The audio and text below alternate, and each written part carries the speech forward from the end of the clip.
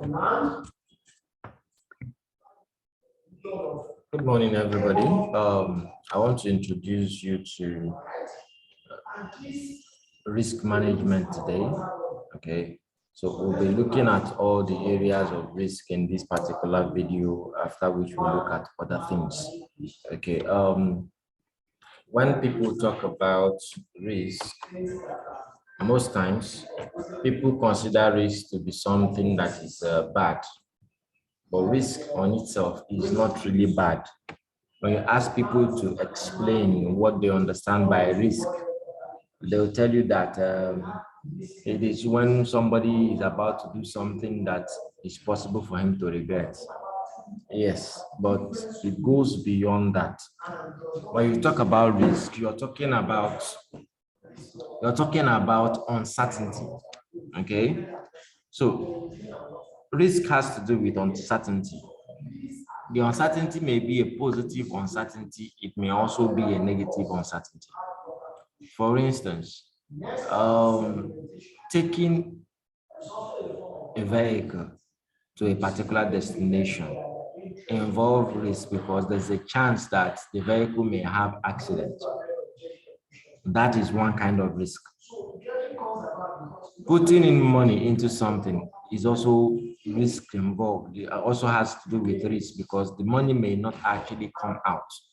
You may lose that money in that process, maybe in a business or in a venture or whatever. The money may actually, you may not get back that money, but there's also a possibility that you may get back that money and make profit on it.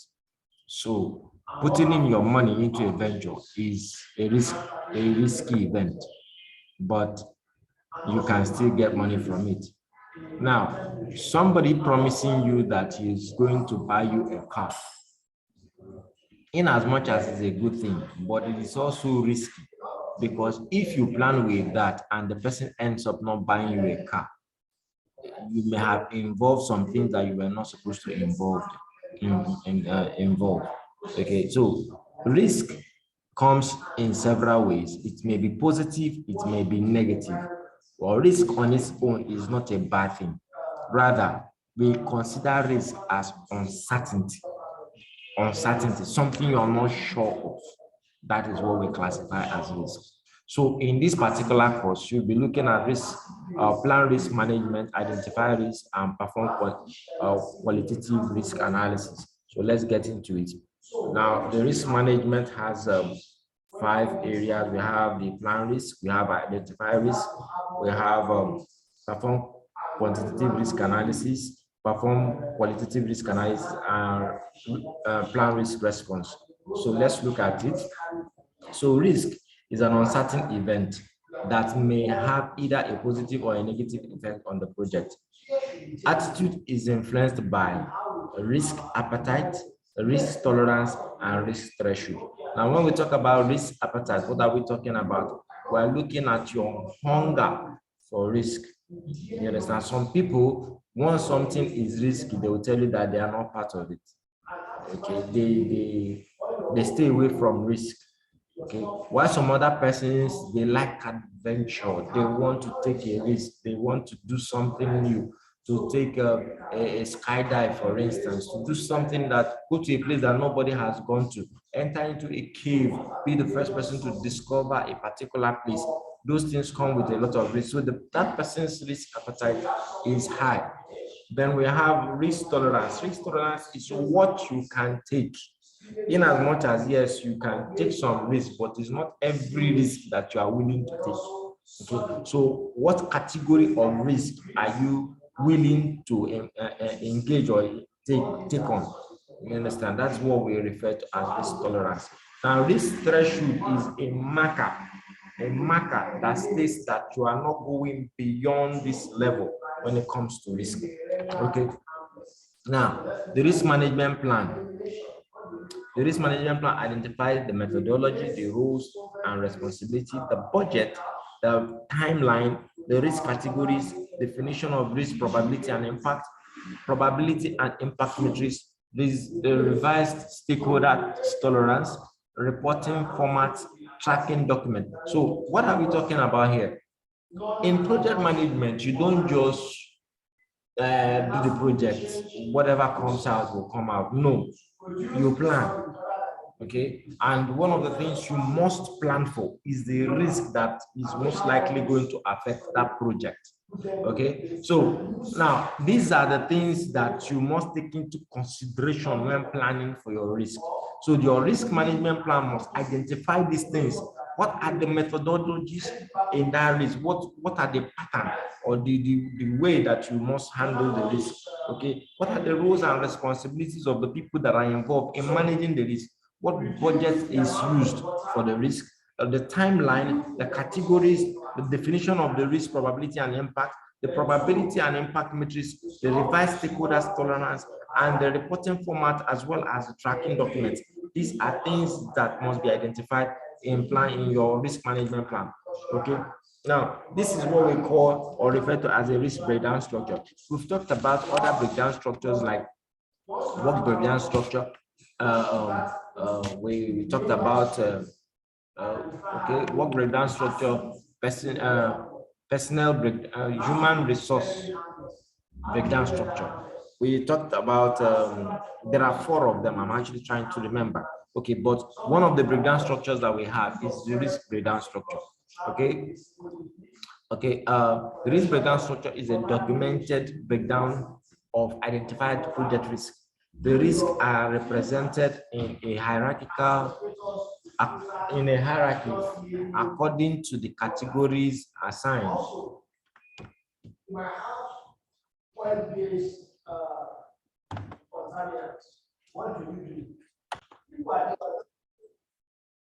Okay, now to continue, we are talking about the risk breakdown structure. So it's a document that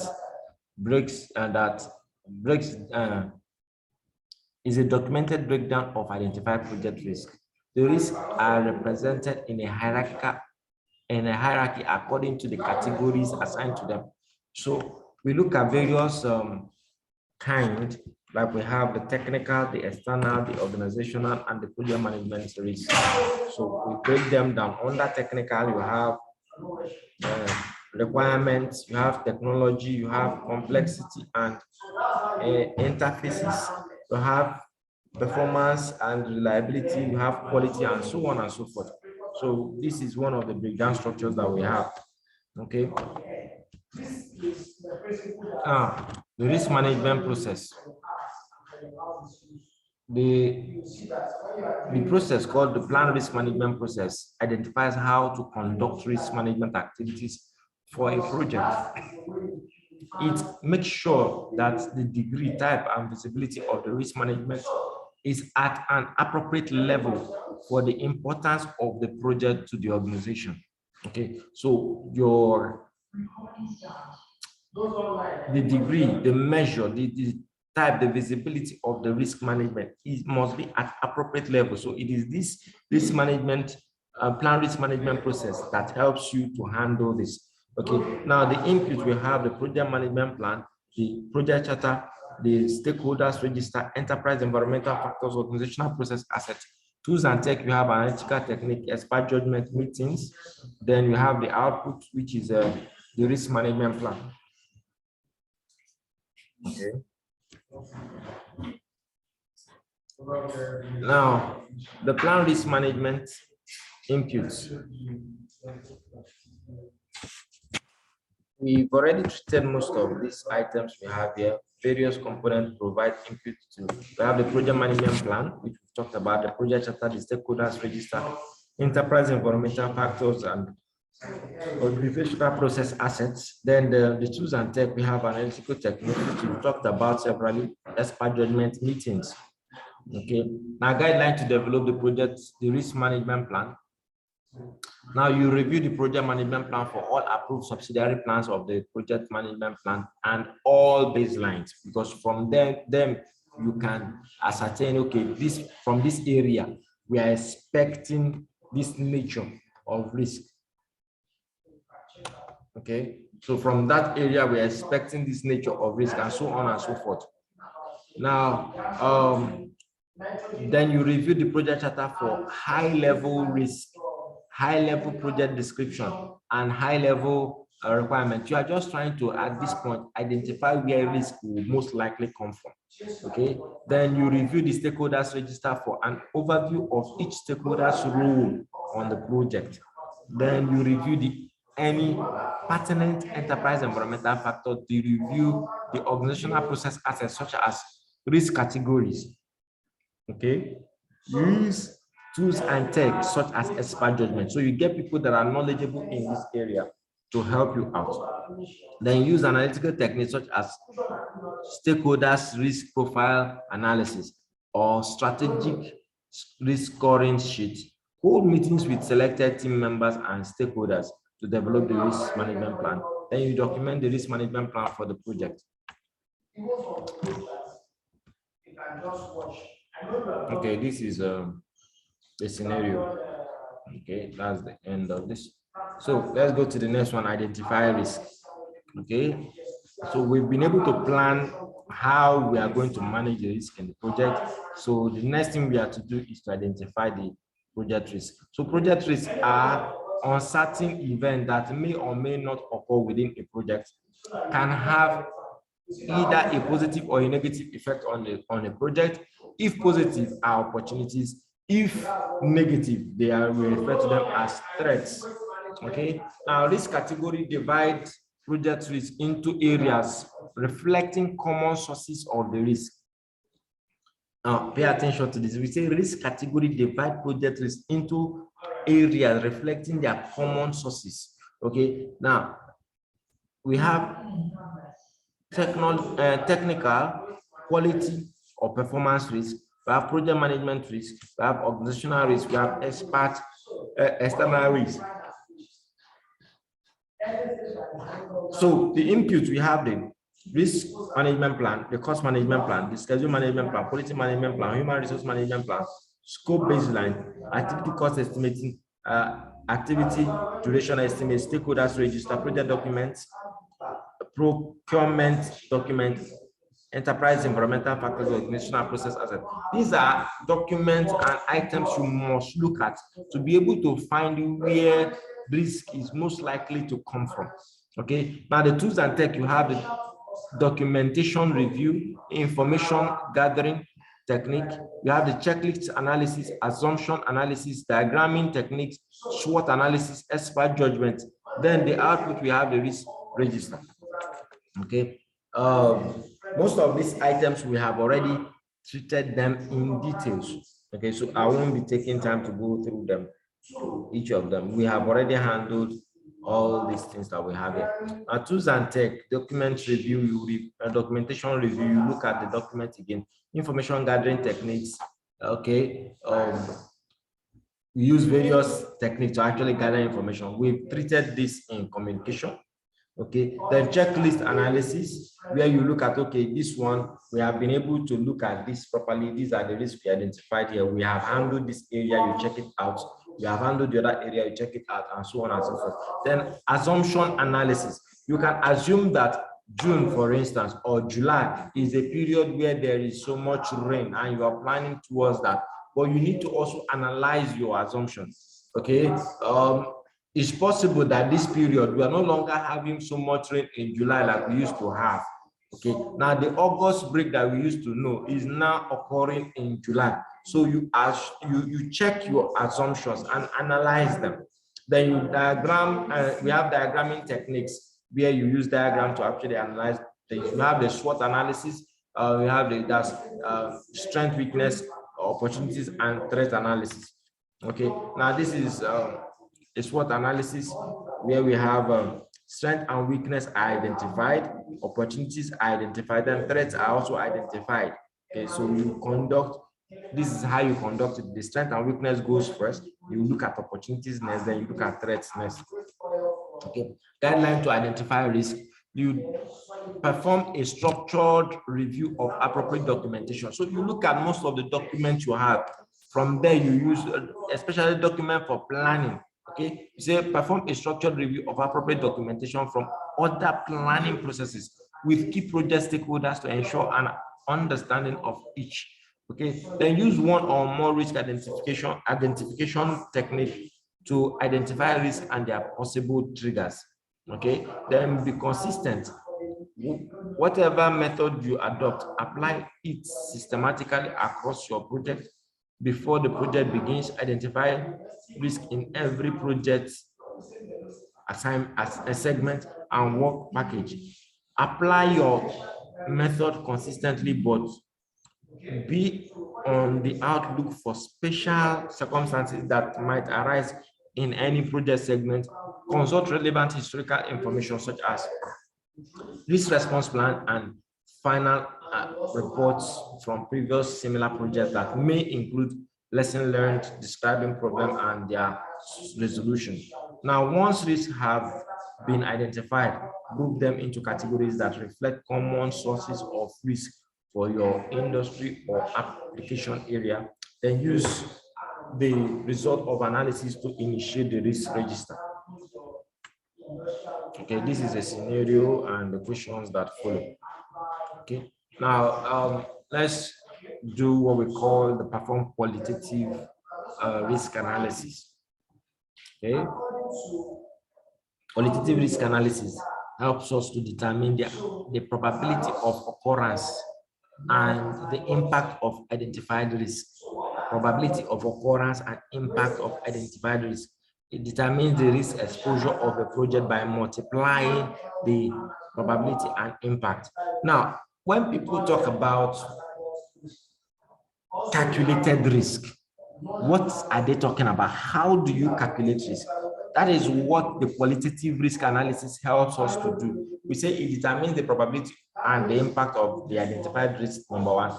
After it does that, it gives you the risk exposure of the project. How? By multiplying the probability and the impact. That will tell you the amount of risk that you have.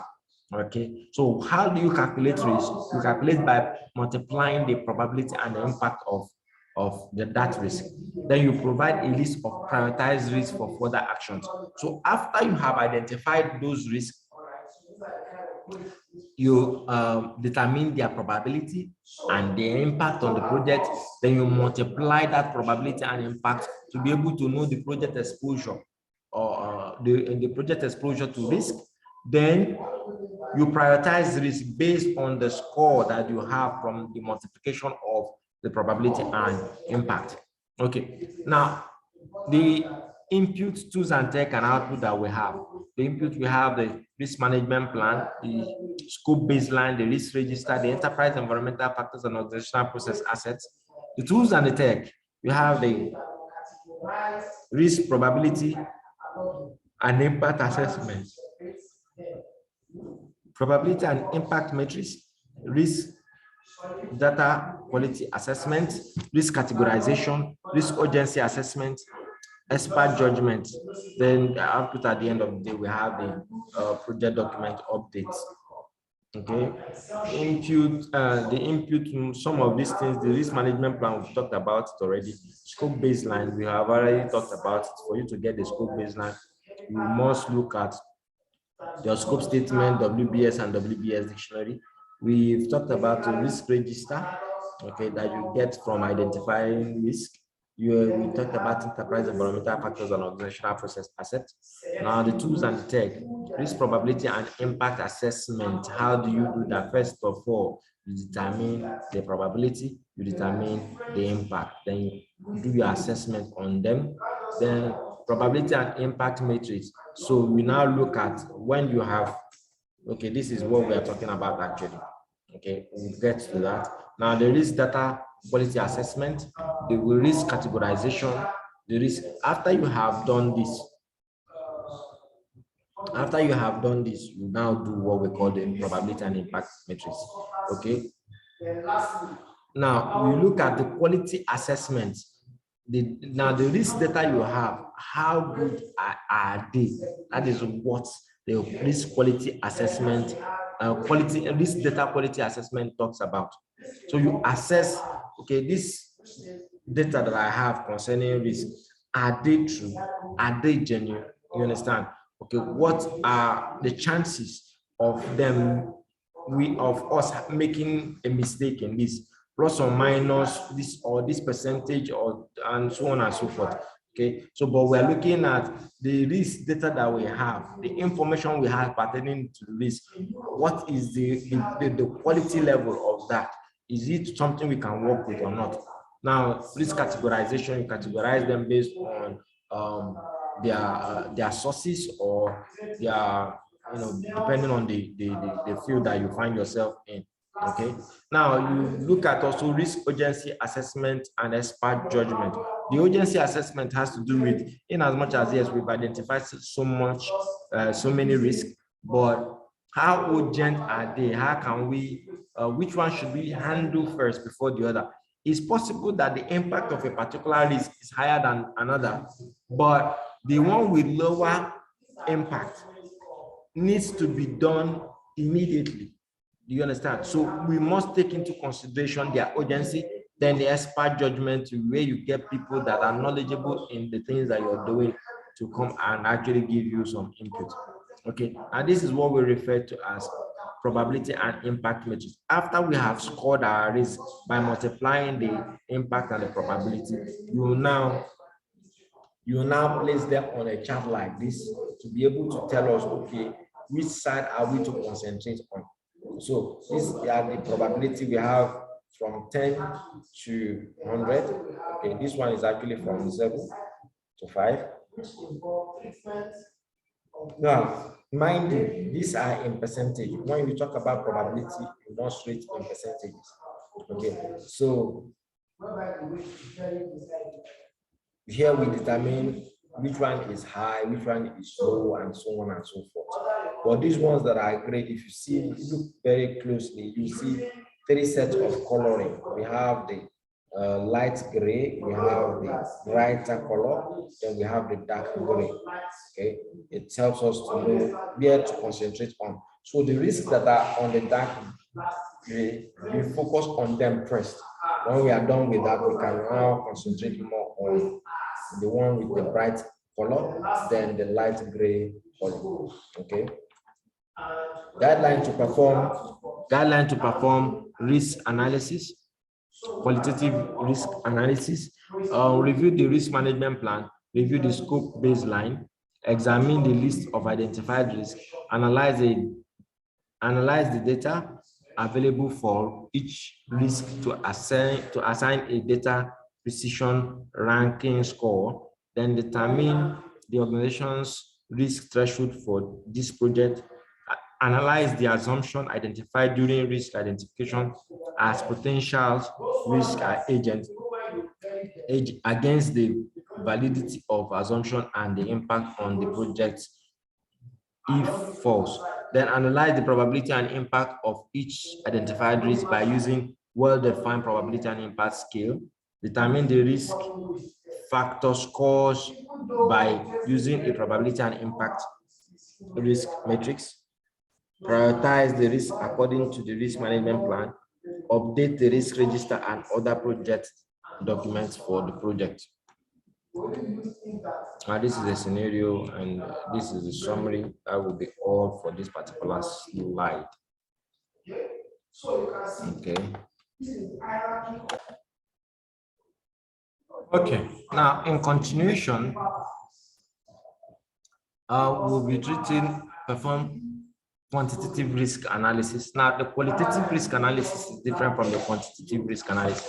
In the qualitative risk analysis, we're able to determine the probability and the impact, and we're able to score the risk and know the risk exposure of the project by multiplying the probability to the impact to be able to determine the risk exposure of the project. Okay, and we also did the scoring by getting also what we call the matrix, the probability and impact matrix. Now we are going to perform quantitative risk analysis and plan for risk response. Let's go ahead.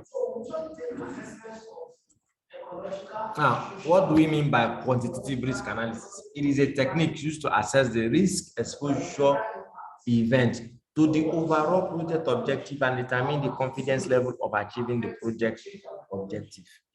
It is used to assess the risk exposure event to the overall project determine the confidence level of achieving the project objective, help to identify time and cost contingencies of a project, refine and enhances the prioritization and scoring of the risk. Now look at this. The major thing we must pick from here is used to assess the risk exposure event to the overall project. How? Okay, is used to assess the risk exposure event to the overall project, the project objective, and determine the confidence level of achieving the project. Now, all the road becomes spoiled, isn't it? So those are forms of geological impact. So all this is looked at in details and documented. What we are talking about. We say is used to assess the risk exposure events to the overall project. So how many events do we have that can, expose these projects that may impact on us achieving or impede our achieving the project objective? Okay, now let's go further to actually look at this and make it more clearer to us.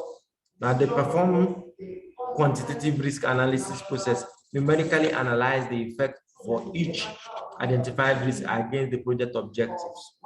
Okay, now input, we have the risk management plan, cost management plan, schedule management plan, risk register, enterprise environmental factors of the organizational process assets. The tools and the tech, you have the data gathering and representation technique, quantitative risk analysis and modeling technique, expert judgment. The output, we have a project document of this. So when we perform the quantitative risk analysis process, it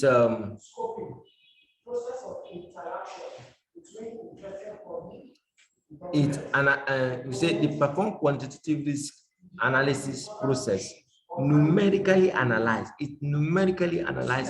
the effect for each identified risk against the project objective. It numerically analyze the effect for each identified risk. So for each risk, we look at them. How do they impact the project objective?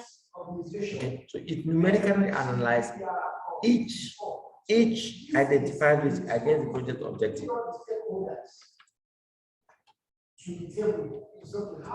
Okay, now input, most of these things we have actually dealt with them. We have the risk management plan, risk cost management plan, schedule management plan, enterprise environmental factors. So these are various components provide input to the risk management process. So this we must look at when we want to do the perform quantitative risk analysis. Okay, we must look at these documentations. Okay, now tools and tech, we have the data gathering and representation technique. Okay, how do we gather data? How do we represent them? Quantitative risk analysis and modeling technique, expert judgment. Let's look at some of these things. This is data gathering. Okay, now range of project cost estimating. This is for cost, for instance. This is interviewing relevant stakeholders, help determine the 3-point estimate for each WBS element for triangular, beta, and other distribution. So now we interviewed stakeholders. From what we got. We interviewed stakeholders based on the estimation, the cost estimation of a particular project or range of projects, project cost estimates. Okay, so we interviewed stakeholders based on the cost estimate. Now, this is the information we got from them. Now, we are doing WBS elements. These are WBS elements. We have the low, the most likely, and the high. So, for design, the low, we have 4 million. Most likely, we have 6. High, we have 5. Remember when we talked about the beta, when we talked about the beta and the triangular, where we talk about the we were trying to determine the what's it called now, a scoring distance for the project, whereby we use the pessimistic, the optimistic, and the most likely. Okay, divide by 3. Okay, for the triangular, but for the beta, you do the pessimistic, the optimistic times the optimistic, and plus the most likely times 4. Now that is when we do PET analysis, precedence evaluation and review techniques. Okay, so when we did that, that technique is also used here. So you use this to actually determine this. So now what are we doing? We are doing data gathering and representation technique. We are using that PET analysis methodology to actually do that. Okay, so this was gotten from where interviewing. So these are the information that we got from our stakeholders. That's our expert judgment information. Okay, so we represent it in this pattern. Now this is the totality for the project. You can use this to do PET analysis through beta or triangular by either dividing by 3 or dividing by 6. Okay, so this is beta distribution, this is triangular distribution. Okay, beta and triangular distribution are frequently used in quantitative risk analysis. The data shown in the figure on the left, which is the beta distribution, is one example of a family of such distribution determined by two shape perimeters. Other commonly used distribution include the uniform, normal, log normal, and log normal. In this chart, the horizontal x-axis represents possible value of time or cost, and the vertical y-axis represent the relative likelihood. Okay, now let's proceed. Now, project risk ranking. Now, doing ranking becomes easy because you have already gotten a score for each of the risks. So when we talk about project risk ranking, we are talking about the overall ranking for producing the final deliverable. Okay, now allows for comparison among other projects, can assist in project initiation, assist with budget and resource allocation and other decision making. So what are we talking about? We're talking about ranking the overall the project. Okay, ranking the project in terms of risk. Okay, so what does it cost us to produce deliverables, the final deliverables of this project? How risky is this project at the end of the day? Because when we get this, we can do comparison among other projects to know, okay, if this project is risky or the other one is less risky and so on. It can also assist us in initiating which project we are going to do. So considering the risk that we have identified, which project or we have seen in each of these projects, which one should we do and which one should we not do? Now, which one should we, how much should we allocate to them? What are the resources we are supposed to give for each of these projects? Okay, now, basis of probability. Yeah, you can't talk about risk without talking about probability, because risk has to do with uncertainty.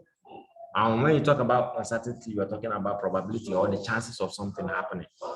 Okay, now when you perform probabilistic analysis, you need to apply some of the basic principles of probability. We have sum of probability of single event, dependent joint event, independent joint event, mean, median, average, standard deviation, and so on. Some of these things are the things we learned in both primary and secondary school when we treated probability in schools. Okay, so but I won't take time to actually start explaining each of them. Now, there are 3 techniques that can be used to analyze and model risk on a project. You have sensitivity analysis, expected monetary value. Then we have the modeling and simulation. Let me see if they talked about this. Okay, sensitivity analysis. We look at, in as much as yes, there are several risks involved in this project, but how sensitive are they? Which area is this risk, and what is it going to cost this company at the end of the day? For instance, if it is something, if it's a risk that involves the outside organization or the outside environment, how is it going to impact the organization, and how is it going to impact the ability of the project executors to carry out the project and achieve the project objective? You understand? So we do what we call sensitivity analysis. Now, expected monetary value at the end of the day, yes, you may be achieving the objective of a project, but what does it cost you to do that? What is it costing you to achieve that objective at the end of the day?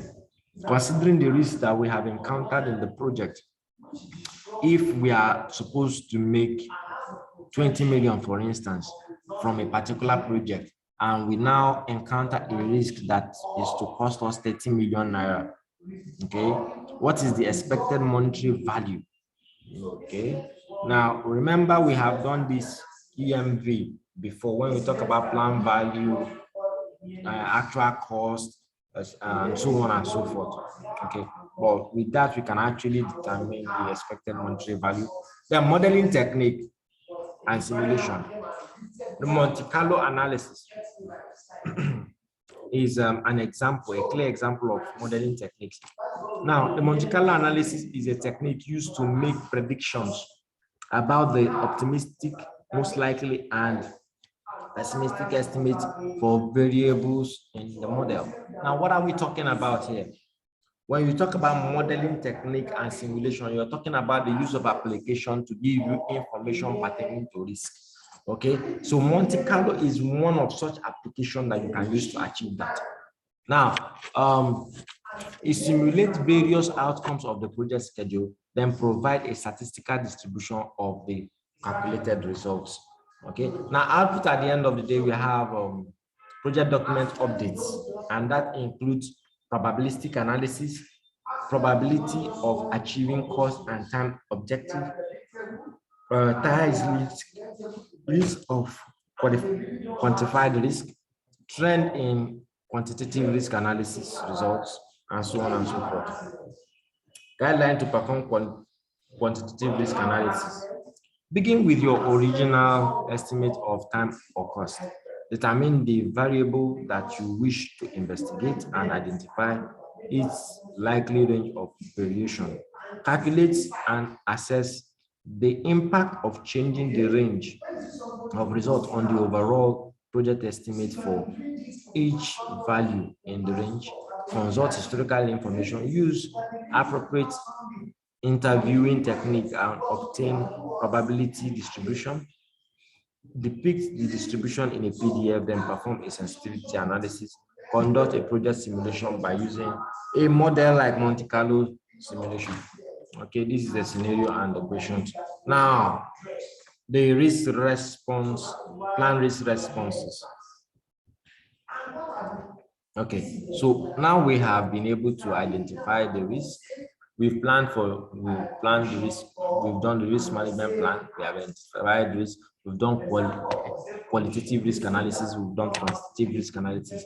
We need to now plan how do we manage this risk that we have identified.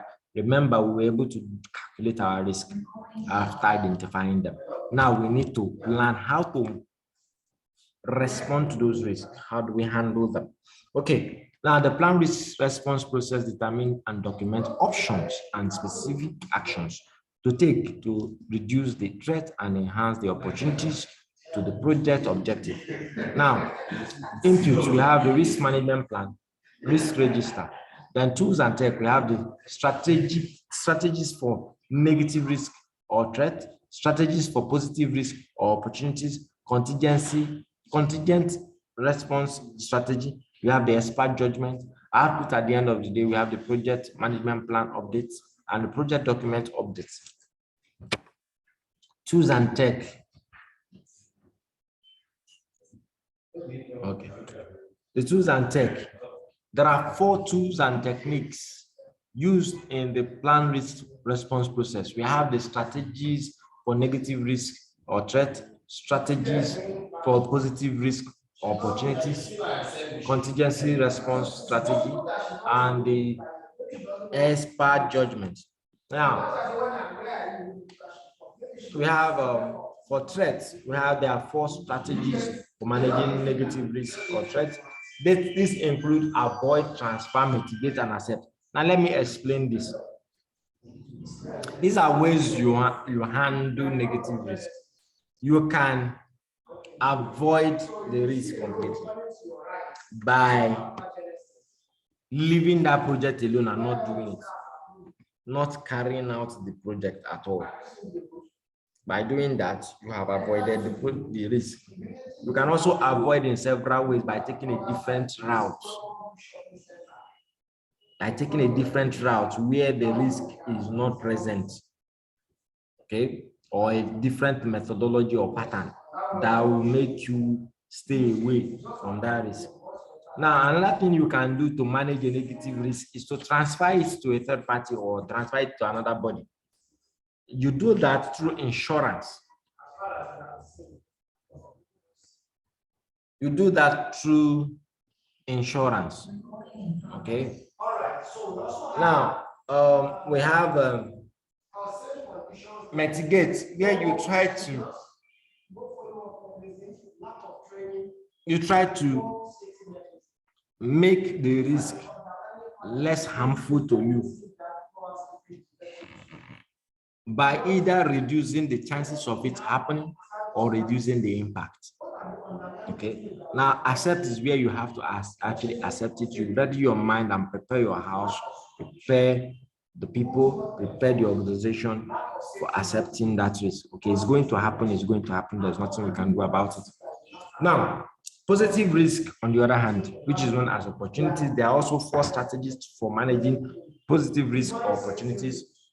We have the exploit, enhance, share, and accept.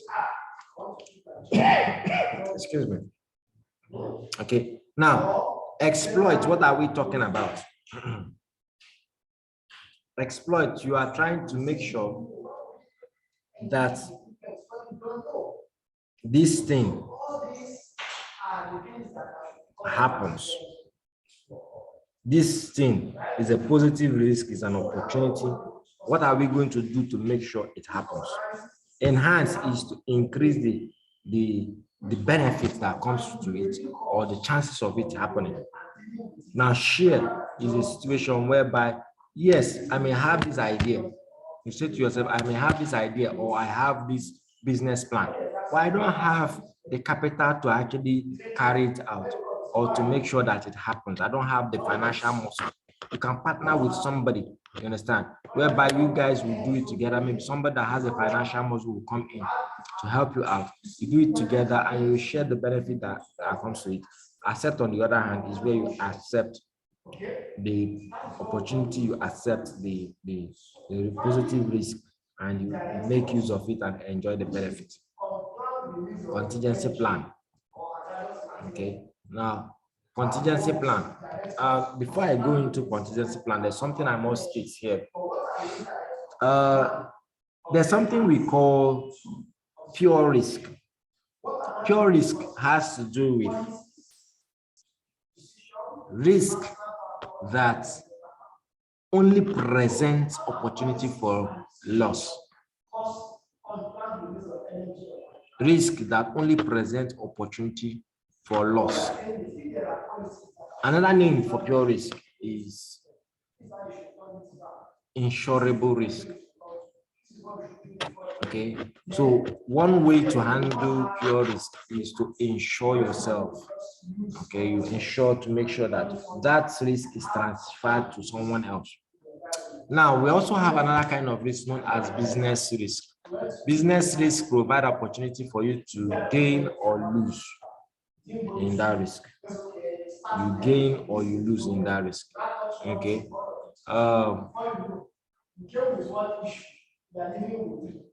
Most times Get engaged in business risk when we get into a venture or start a business or do something that you stake your money or put your time or energy to do that thing and to get return on the other hand.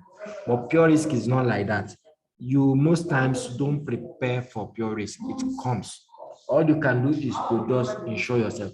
For instance, what can one gain by experiencing fire disaster? What can one gain by experiencing an accident? All those things only present opportunity for loss. But what you can do to mitigate it or to reduce the impact is to transfer the responsibility to another person by getting an insurance. Okay. Now, that being said, we can continue. We have contingency plan. Contingency plan is a risk response strategy developed in advance before things go wrong. It is meant to be used if or when identified risk becomes a reality. You understand? Something you keep aside, what you use to plan. Okay, if things go wrong, this is what I'm going to do, or this is what I'm going to use. Okay, now it allows a project manager to react quickly and appropriately to the risk event, mitigating its negative impact or increasing its potential benefits.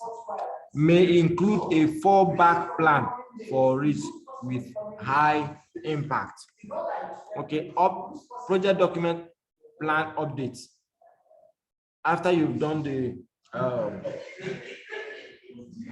risk response, the things that will be updated include schedule management plan, cost management plan, quality management plan, procurement management plan, human resource management plan, the scope, schedule, and cost baseline.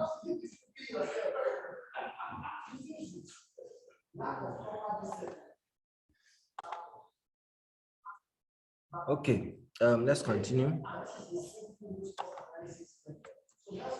A guideline to plan risk response. You have examined each identified risk to determine its causes and how it may affect project objective, brainstorm possible strategies for each risk. Choose the response strategy that is most likely to be effective for each identified risk.